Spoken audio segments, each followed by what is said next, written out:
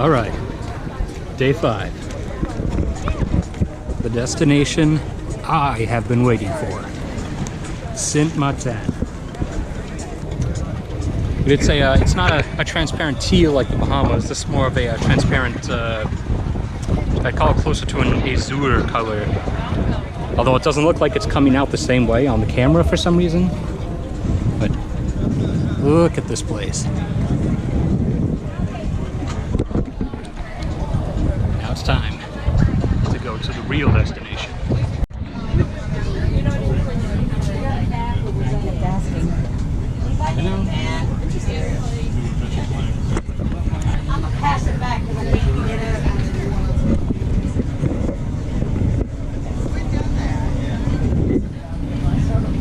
My name is Vilma, I'll be your tour guide for the duration of the day. Our wonderful driver today is Phoenix, everybody. It's about a 30 minutes. It's about a 30 minutes drive to our destination, down to the airport. For my first timers, welcome aboard. For my repeating guests, welcome back home. It's a sunny, bright day here on St. Martin.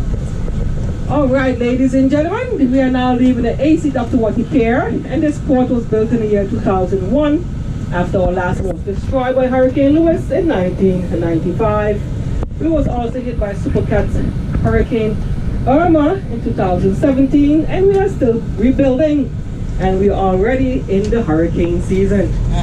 So for those of you who are not in the hurricane zone, can you just put a heart on your waiver and let me know if I could come and visit you guys for this hurricane season? Yes, I already got my packet depends for this hurricane season.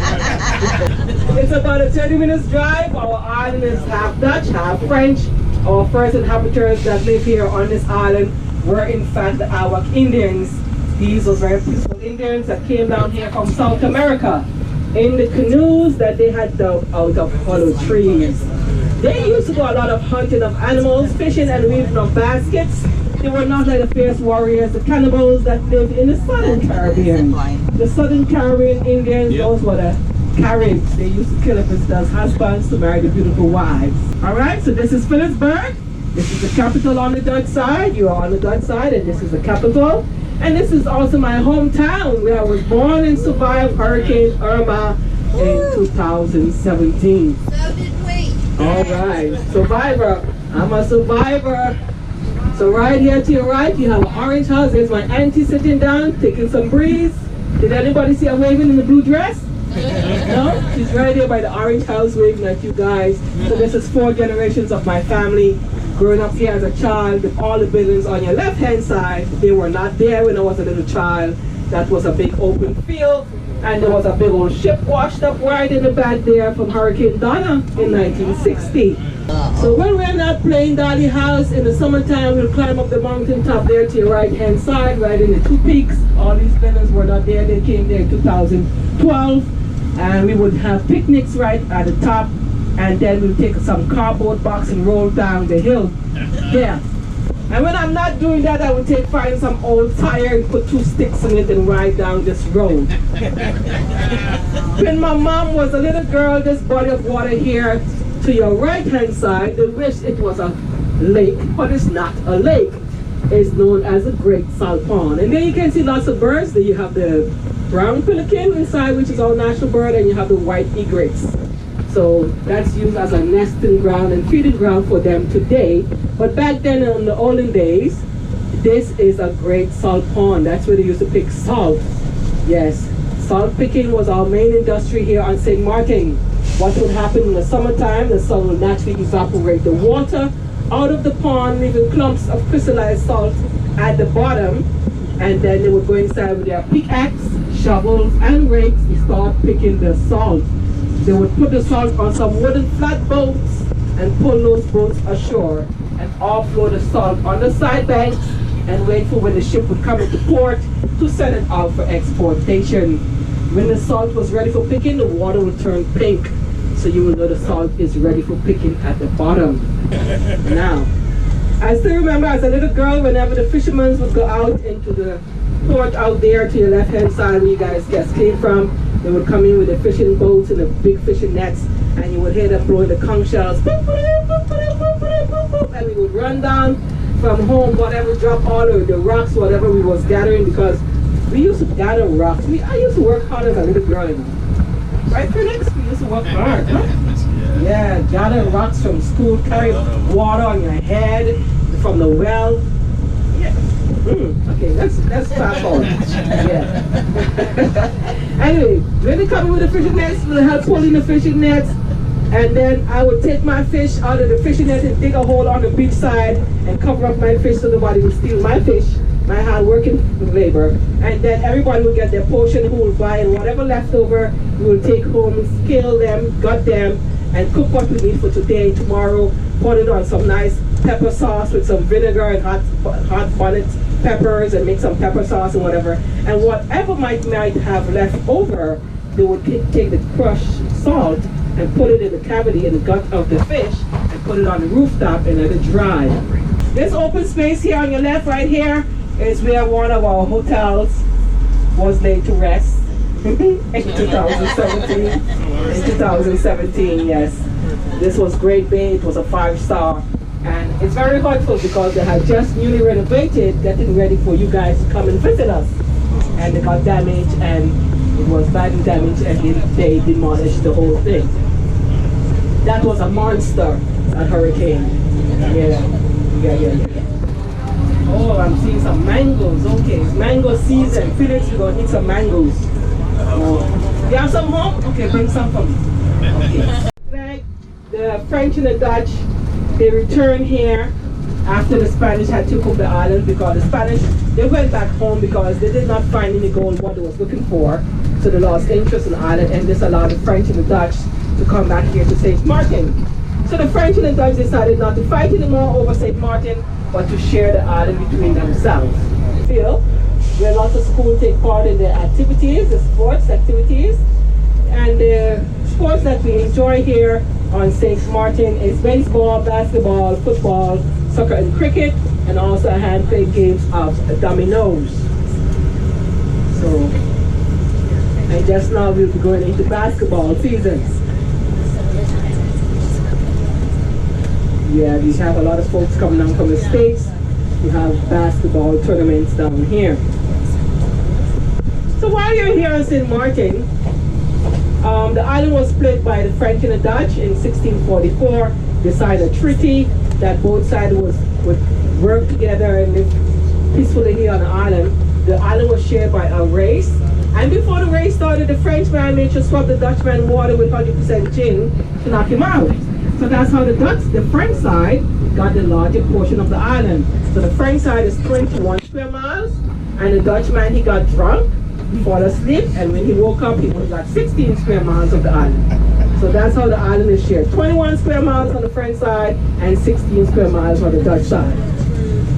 So, but we've lived here peacefully for the past 371 years, and we intend to do that. So we just celebrated 371 years in March, and we are the smallest country in the world to divide by two different powers here. On the French side, they're under the direct rule of France, and there they have a president. We're on the French side of St. Martin. On the Dutch side, we are a country within the Kingdom of Holland, and have been appointed a governor to run the Dutch side of St. Martin. We have a governor. We are the second busiest airport in the Caribbean. We have over 60 to 70 flights direct and connecting flights from all around the world. There is a signboard down at the beach by the slushy bar. There's a signboard right there that you can see the arrival of the planes. You also have lots of small planes coming in. I call those mosquitoes. So they do not put the small planes on the board. They do not ride the small planes on the board. Since the hurricane, the monitors are down, so they do ride the arrivals on a board for you. Okay? They do not have the departures. Yes? So you just have to look out for them. And you have signed your waivers not to be standing in that direct part of that jet blast when that plane is getting off that runway. So that's why you have signed your waivers, okay? There is security officers, and there will be police officers going down there checking you guys. If they catch you there, they will give you a $1,000 fine to put on the spot if they catch you they're hanging on that fence or in the road when the plane is taking off. So nobody's allowed on the fence when the plane is taking off or on the road. You can stay on the beach, but please not on the fence. So please do not drop it in my tip basket. I cannot redeem it. So once again, our departure is 2:15. If you decide to leave there, before departure time, you'll be on your own to take a taxi. There are taxis down there. The price for the taxis are $20 for 2 persons. If you're more than 4 persons in the cab, it's $8 a person.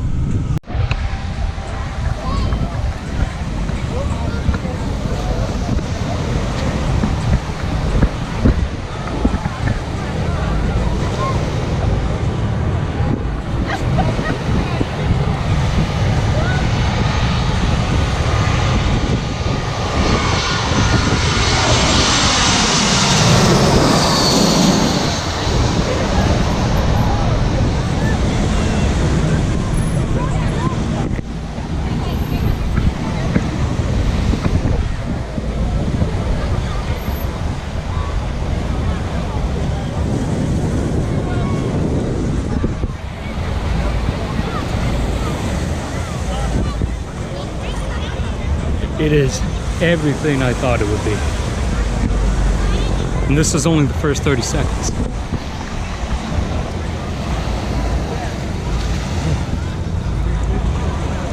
Here we go again. Looks like a turboprop. Can't tell if it's a dash or an ATR. We'll find out soon.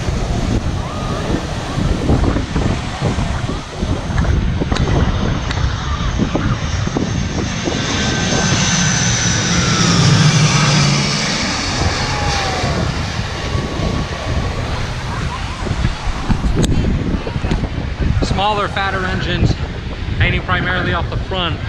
So it's an ATR. Given how short it was, it's an ATR 42. We're waiting for the next set and for the first set of takeoffs. Unfortunately, they did change the rules now. You're not allowed to actually stand up there at the fence anymore because too many people were getting themselves hurt. And we're trying to, like, you know, sue the island and sue the companies and everything.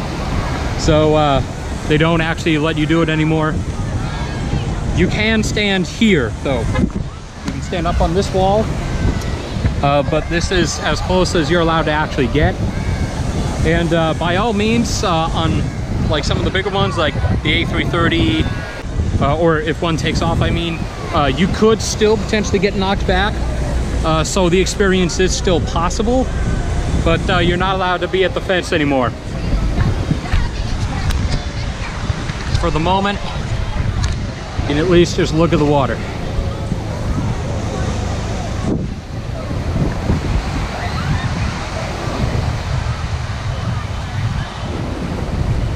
Beautiful ultra clarity of that Caribbean water.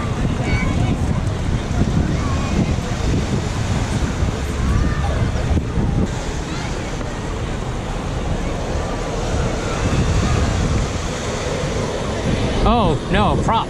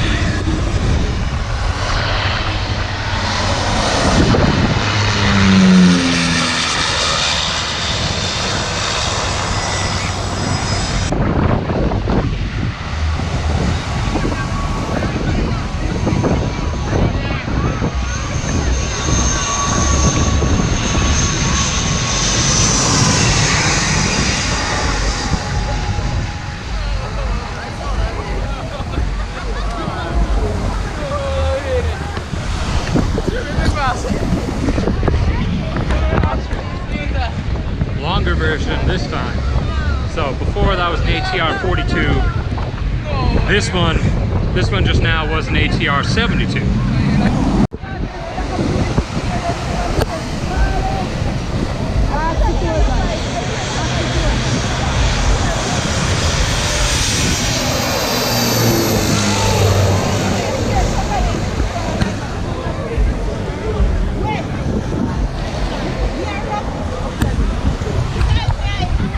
I think that was a SAB. S-A-A-B.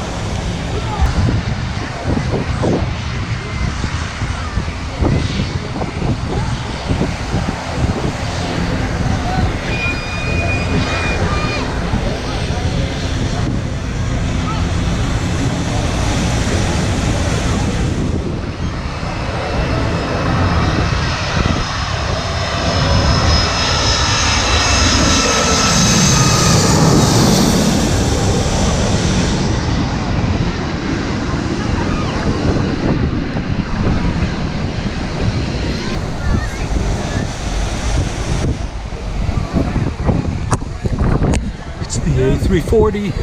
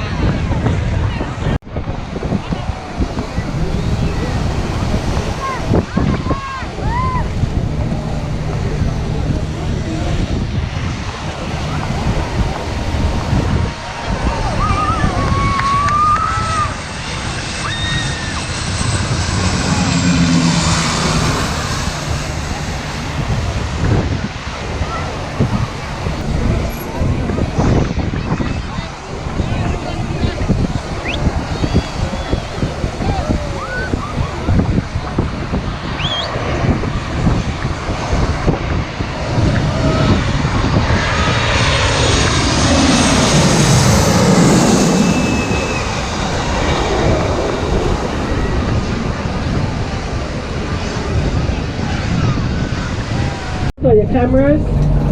We're going to make a 2-minute stop, everybody. You're going to come off the bus is going to stop. You can come off for 2 minutes and take that snapshot. You can take a selfie. Be careful taking a selfie that you don't fall over the cliff. Here we have the power plant. Our water comes from the ocean. Reverse osmosis, very safe to drink. While we make this stop, I'm going to take the opportunity of feeding my chickens. I'm trying to make a KFC. Last time I had about 7 new babies, but the mongoose keep eating my little babies.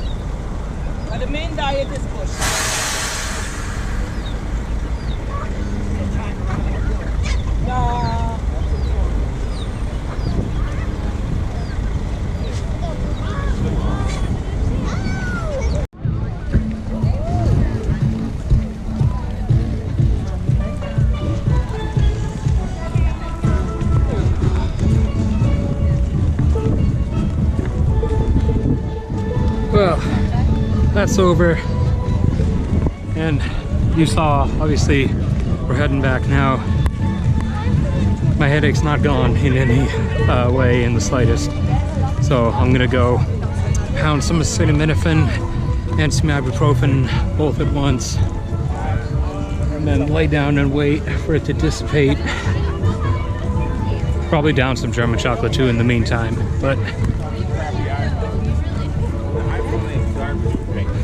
headache aside, that was everything I was expecting it to be and more.